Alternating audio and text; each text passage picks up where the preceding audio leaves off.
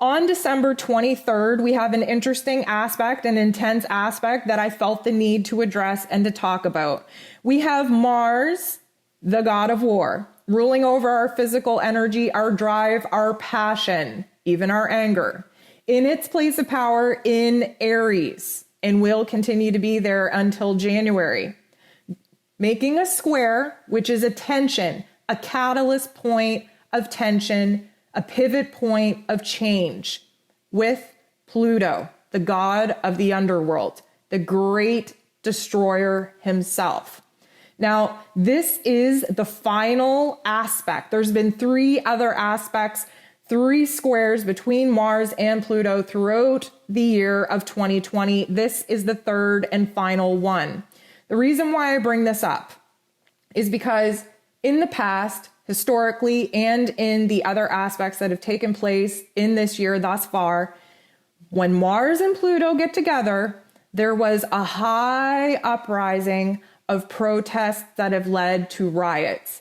This is where anger and deep-seated understanding bubbles to the surface in such rage and such frustration that damage and destruction can be done. The problem here is that we have been lied to. There is a deep deception that has gone on for hundreds, maybe even thousands of years.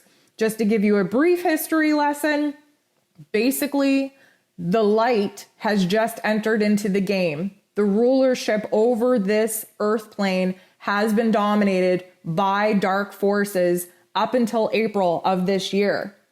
The light is now in the game. We are winning. We are always going to win because love always wins. But those dark forces are still trying to not only regain their power, but to maintain their power. And it's a losing battle on their part. But again, there are still a lot of people on this earth plane right now, very, very deep-seated in their 3D conscious reality, which is fear-based vibrational frequencies.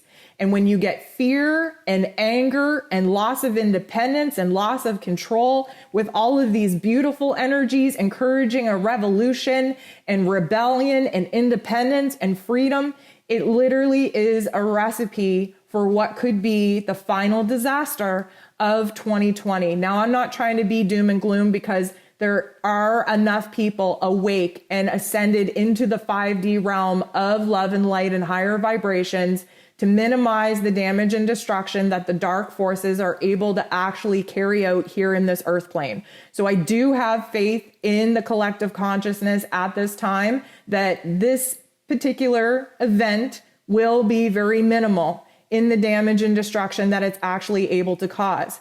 But I felt it necessary in order to talk about it because it is the 3rd and final aspect that we have to worry about in the year of 2020 and in this particular era before moving on to a brand new stage.